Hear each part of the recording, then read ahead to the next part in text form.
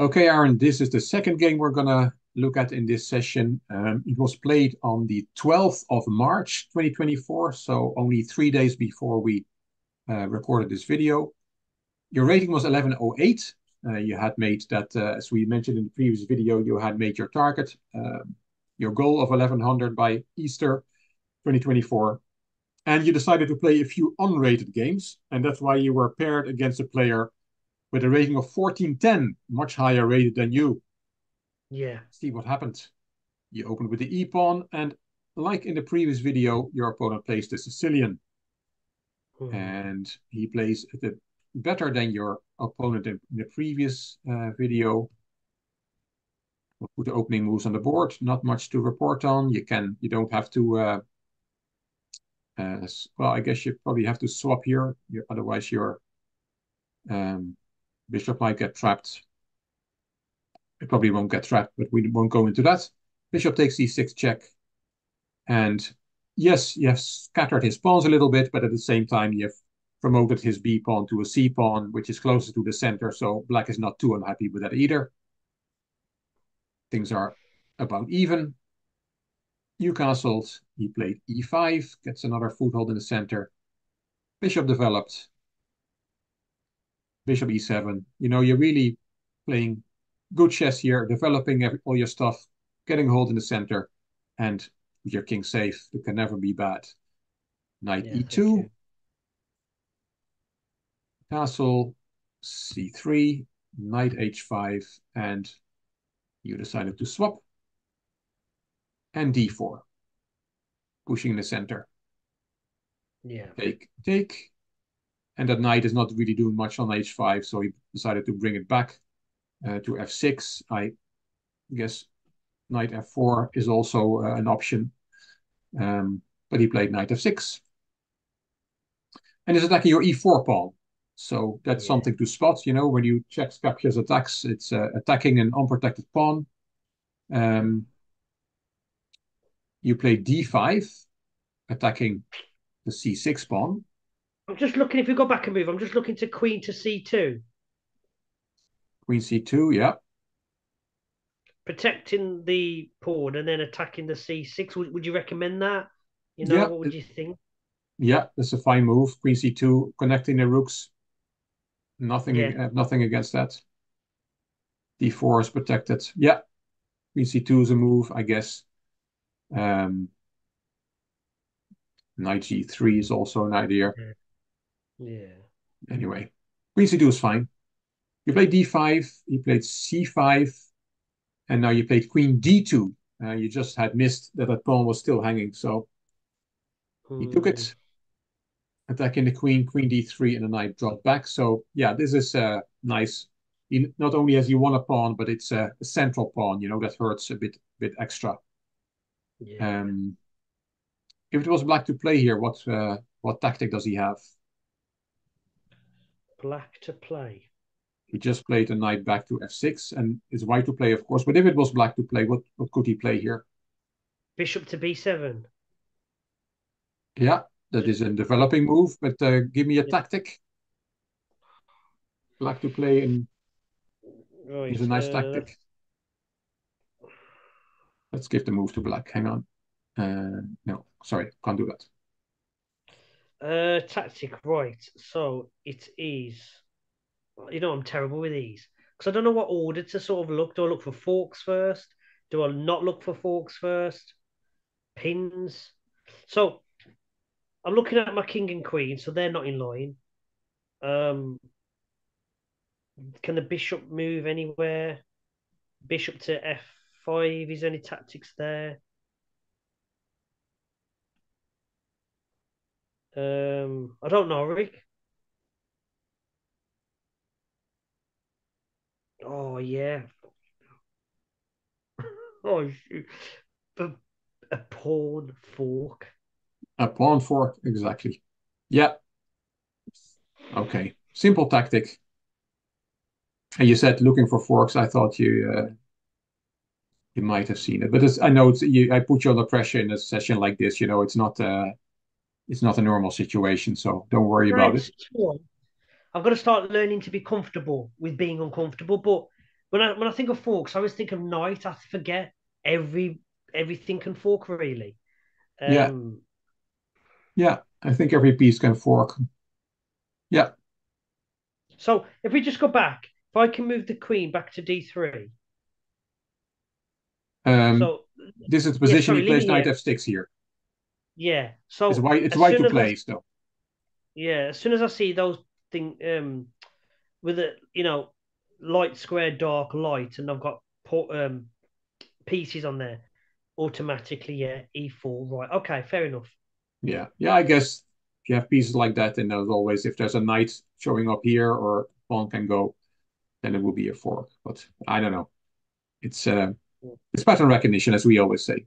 You played knight Yeah. g5, so the fork is no longer there. He played Yay. e4 anyway, and you cannot take it because it's attacked twice, defended twice. You saved your queen.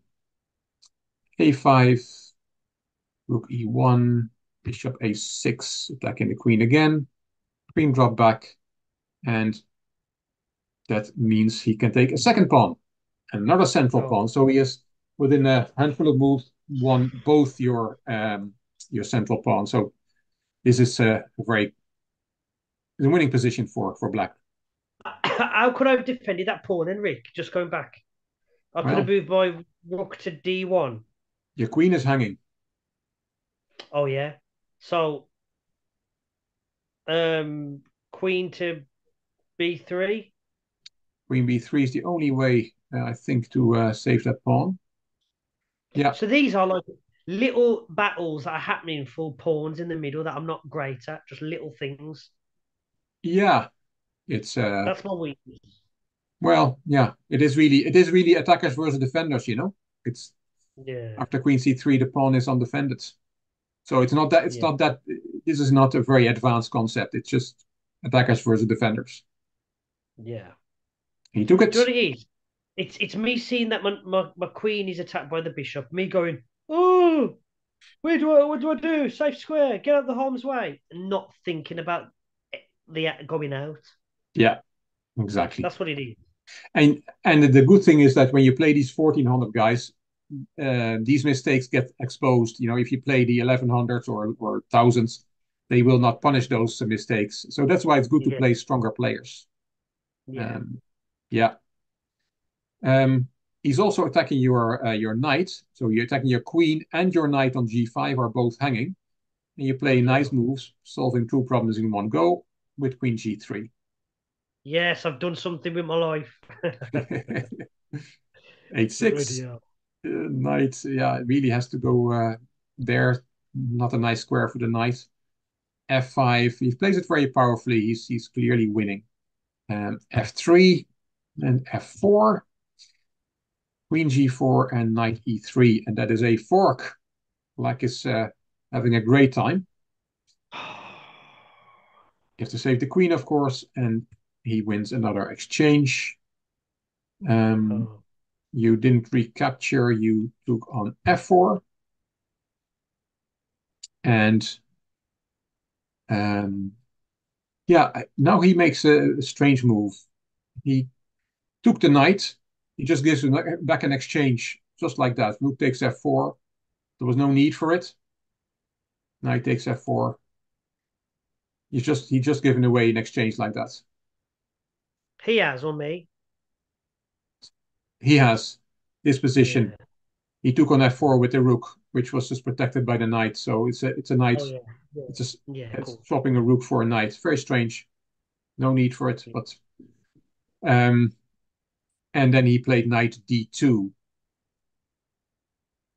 um, which is a terrible move because now you're forking everything. King, rook, and knight all lose pieces.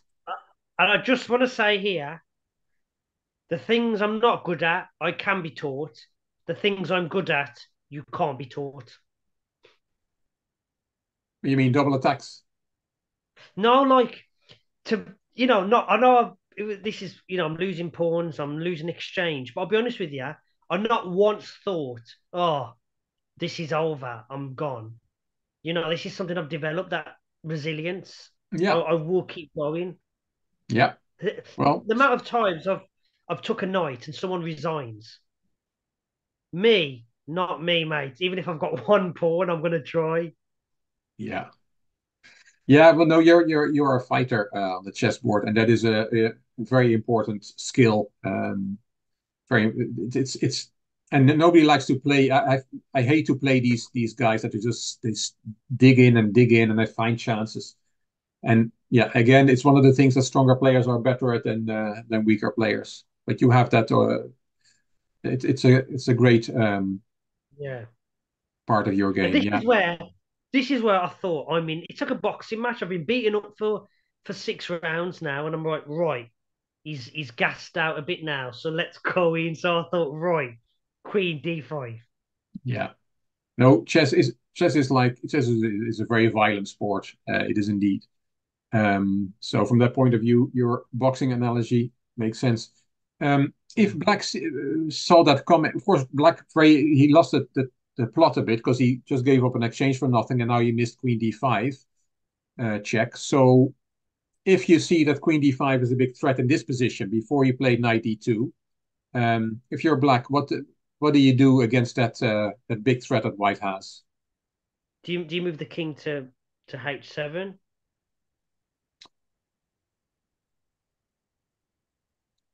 Oh Yeah, no, no, why because a not? check. Because a queen to G6. You might not do anything, but it's a forcing move, um, and then I But can play rook to E4 there. But yeah, I don't know. yeah, no, it's possible. Um, King H7 I'm, is a move. I I'm just trying. also Yeah, I I'm like just. Queen F7. I'm trying to avoid the king going to F8 because of that fork on with the knight on G6. Yeah, yeah, I like the King on G8. That's why I guess Queen F7 would be my choice. Also taking that fork out of the position and Yeah, attacking the knight on F4. yeah. Fair enough. But you're right. Rook takes E4 is still a move here. Hmm. Protecting the knight and winning a pawn. So anyway, but he missed it. Knight D2. You say I'm back in the game because I'm forking everybody in your camp. King H7. Yes. Of course, you take the higher value piece on A8 and not the knight. Queen G5. The game is back on. Material wise, it's you're an exchange up even, but he has one pawn for the exchange. Yep. So white is doing well, attacking your knight. So knight h3, attacking the queen, queen g6, and this is an important moment. You decided to take the loose bishop, Yep. um, but he has a counter tactic. Knight takes f3 check. That's a fork Yeah. because the g pawn. So I guess if you really want to be picky here, a move like king f2 um, is a good move.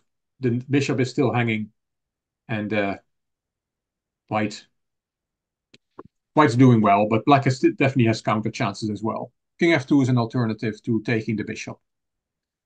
But you took the bishop. He had the tactic winning some material back. King f1, He knight takes pinned as e1. well. Sorry, Rick, can we just draw a line from G6 to the king there, please? From g6 to the king. That's a strange Just line, isn't it? just This go one? back, sorry. Just Oh, go back. No, no, just go back. oh, here. Again, there. Yeah.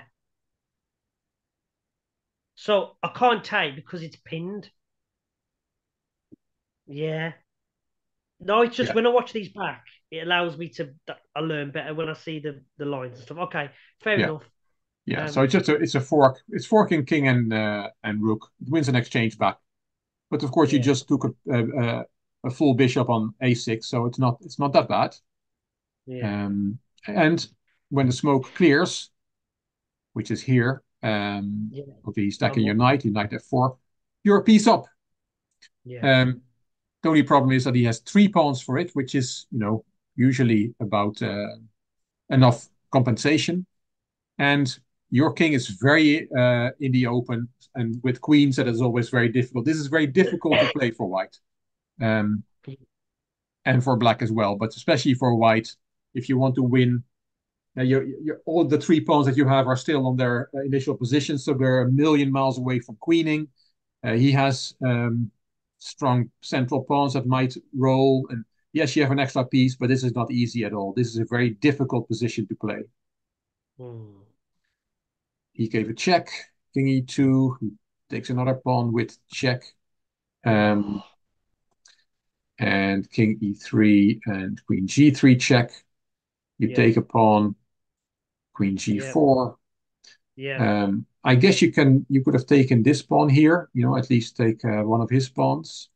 That pawn was loose. You played queen d3 instead. I know what your tactical eye, you saw the discovered check, yeah, and yeah, but yeah, taking that pawn would have been probably better. Uh, d5 check, but it can be taken with a counter check. King yeah, g8, queen c4, again setting up that counter check idea, yeah. also protecting your knight, which was important. Not Queen bad f5 stuff. check, king c6 check, and knight d5. Yeah, you're making progress, but of course the only way to win this game is getting your pawns into action, and they're both of them on their initial position. So long way to go. And he has a million checks. This is really tough to play. H5, knight e7 attacking the queen, Yeah, and oh yeah, I guess you can here take a pawn. Your knight is protected, and then at least you can start rolling with your pawns. Hopefully one yeah, day.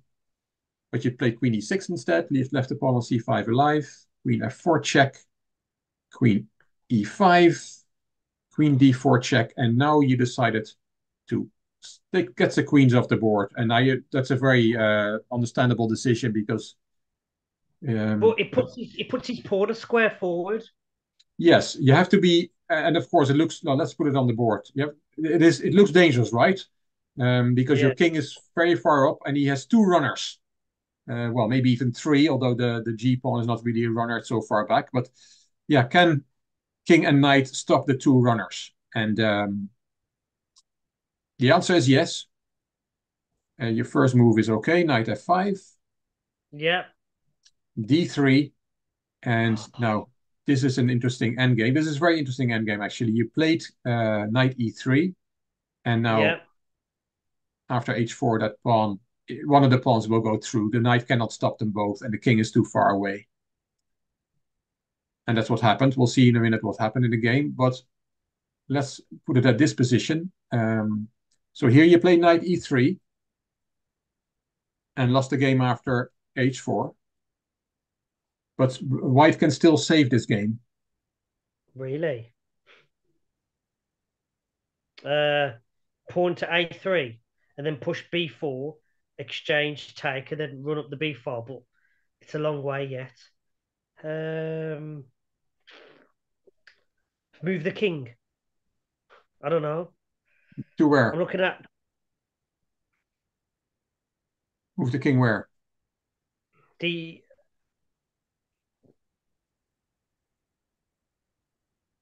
I'm scared to D what? say Sorry? c5. King c5.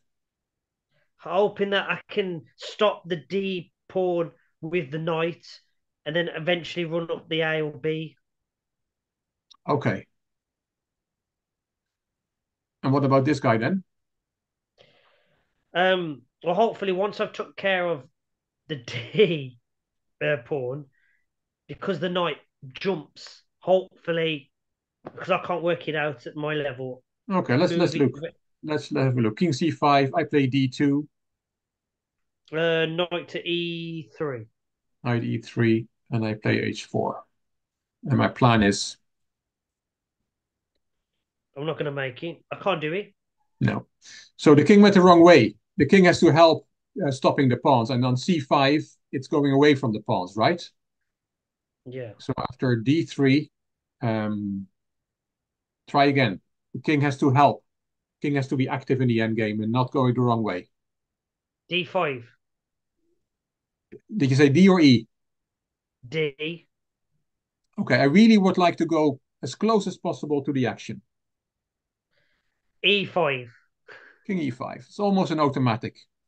Um, did we ever talk about this the square, The box. the Yeah. box?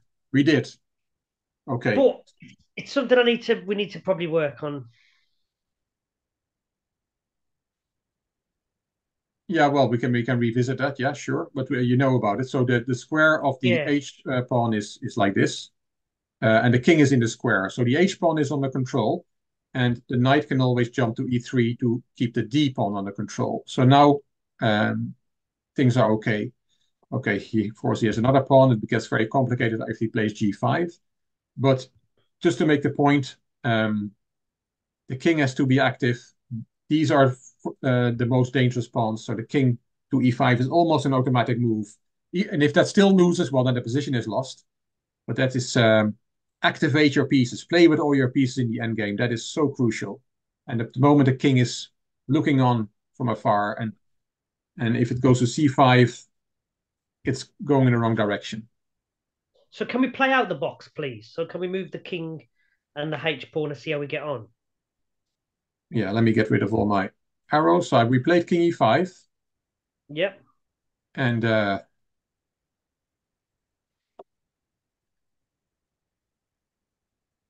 yeah, he cannot put the H pawn.